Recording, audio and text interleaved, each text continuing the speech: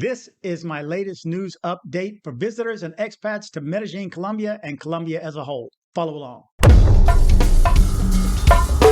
You're watching DC-born Rob, Racing Borders. And now, the news. Okay, good morning, good evening, good afternoon, wherever it is you're located. Thanks for watching. My name is Rob Christian, also known as DC-born Rob, or DC Rob. This is my latest news update for Medellin, Colombia, and Colombia as a whole. Again, I apologize. I've been away for a week, just getting back from Phoenix, head out to Jersey and Atlanta, I think, next. But a good trip out there. Let's just jump into the news right away. My first story is from Caracol Radio. It's entitled, Bilateral Meeting Between Petro and Biden at the White House will be this Thursday, April 20th. It is expected that at this meeting, they will discuss issues related to the economy, security, drug trafficking, and regional problems such as irregular migration. White House spokesperson Karine Jean-Pierre confirmed that Thursday, April 20th, U.S. President Joe Biden will receive his counterpart Gustavo Petro in the Oval Office to discuss bilateral cooperation. Both presidents will talk about issues such as the economy, security, drug trafficking, and regional problems such as irregular migration at the time when Colombia has positioned itself as one of the 5 countries that sends undocumented immigrants to the United States. According to an official statement from the Biden government, the two leaders will also discuss joint efforts to combat climate change, counter drug trafficking, address our regional migration challenge, and promote democratic values and human and labor rights in the region and the world. Okay, my next one, just a little bit of flight news for you. This one is from In-Flight News. It's from the Business Insider. Delta and United are halting service to more cities as the trend of leaving regular airports behind continues. Delta says it's halting service to La Crosse, Wisconsin, and State College, Pennsylvania on June 5th. United says it'll suspend flights to Erie, Pennsylvania, and Springfield, Illinois, starting on May 31st. The two airlines have collectively dropped 55 regional airports during the COVID-19 pandemic. Delta Airlines and United Airlines are suspending service to 4 regional airports between them, continuing the trend to abandon regional markets. Effective June 5th, Delta will temporarily halt flights to La Crosse, Wisconsin, and State College, Pennsylvania, a company spokesman told Insider. The company representative didn't say when Delta planned to resume its flights. United similarly plans to stop serving Erie, Pennsylvania, and Springfield, Illinois, starting June 2nd, a spokesperson said. Delta continues to evaluate the regional market, monitoring regional carrier pilot availability and customer demand. Affected customers will be proactively notified by Delta and reaccommodated accordingly, a Delta spokesperson said in a statement. Okay, my next story is from Colombia Reports. It says Colombia's police chief resigns. That's right. The police chief of the whole country just resigned. The director of Colombia's national police resigned amid criticism over his religious fanaticism. President Gustavo Petro confirmed the resignation of Henry Sanabria 8 months after appointing the general as the highest-ranking police chief. Sanabria's deputy, General Jacqueline Navarro, has also been replaced, according to Petro. Sanabria was replaced by retired General William Salamanca. The resignations of Sanabria and Navarro followed persistent claims of police officers who claimed they were forced to participate in religious rituals. That's right, he got a little religious on him. My next story is from El Colombiano. They captured for child pornography an influencer who had offered sweets to a child to grope them. Now, what influencer do you think this is? What do you think his name is? Well, it's not a his, it's a her. Okay, it says the authorities found around 10,000 videos with sexual images of minors. The Ecuadorian influencer Luisa Espinosa, known in the networks as Luisa EP, was captured for the alleged crime of child pornography along with 3 other people after the authorities carried out 4 raids on their properties. Some Ecuadorian media reported that the prosecutor's office found several electronic devices with at least 10,000 videos of minors performing sexual acts during the operation. In the next few days, she must face a trial for the alleged crime of child pornography, with the use of children or adolescents. Espinoza had already been questioned last December 2022 for uploading a video to social networks.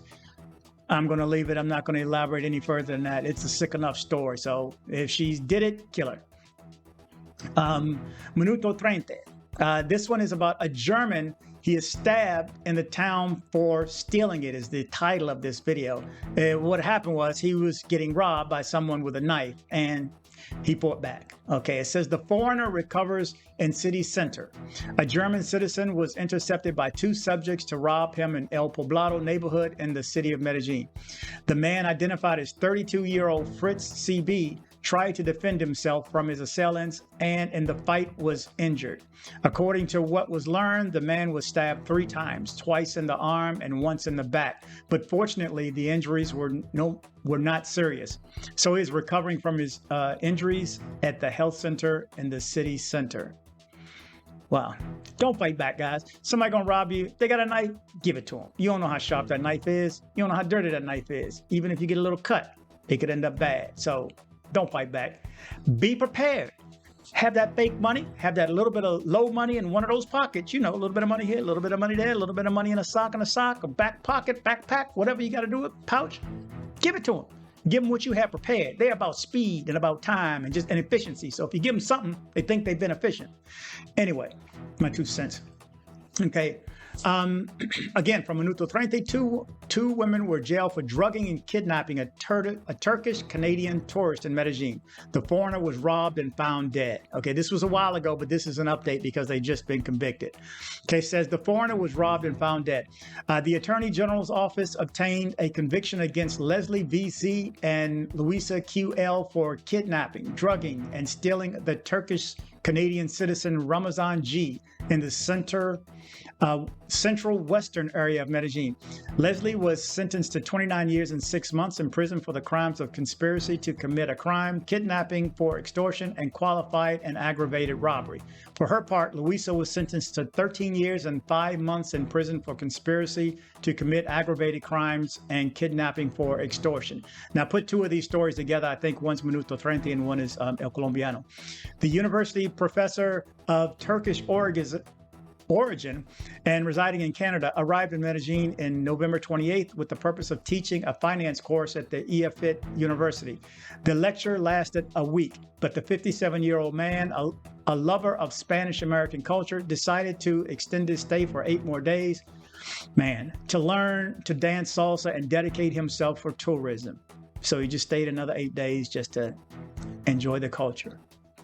He stayed at a hotel in El Poblado where, according to judicial sources, he asked an employee how to meet women. He recommended that he use the Tinder social network. So an employee at his hotel recommended Tinder to a tourist.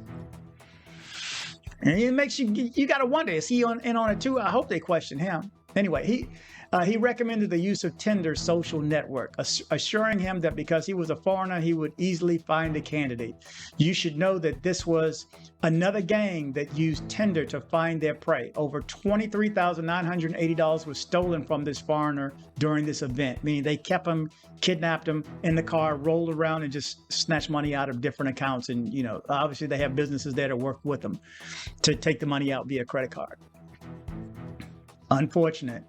Medellin, this one is from Medellin Expat News. It says 78% of job vacancies in Colombia ask for English skills.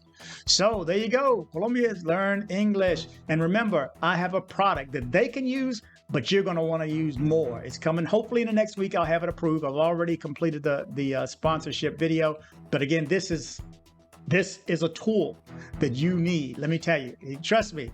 You're going to want to spend the money on this, but I'll be giving away a $259 value during that video. So stay tuned.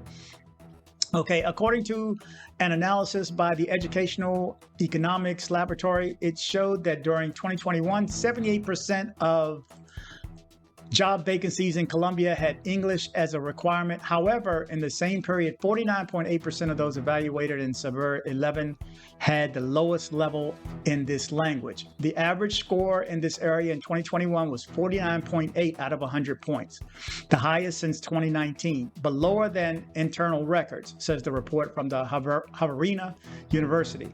The analysis also highlighted that students from private schools tend to perform better in English than those who are part of the official institutions. Likewise, the gap would be increasing by 2021.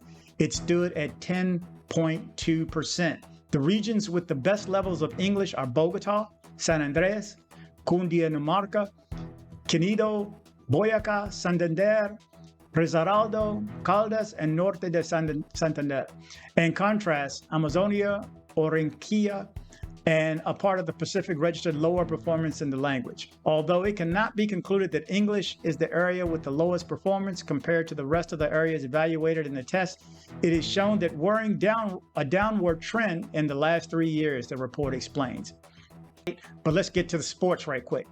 This is the sports section of the news, and I'm going to touch on the weather. You know, it rained and blew over the past few days. I've been watching the news, but I've been out of town working. But this one is from Caracol Radio. It's the Colombian national team retains its place in the top 20 of the FIFA ranking. I'll say FIFA ranking. So in the whole world of FIFA, Colombia is in the top 20.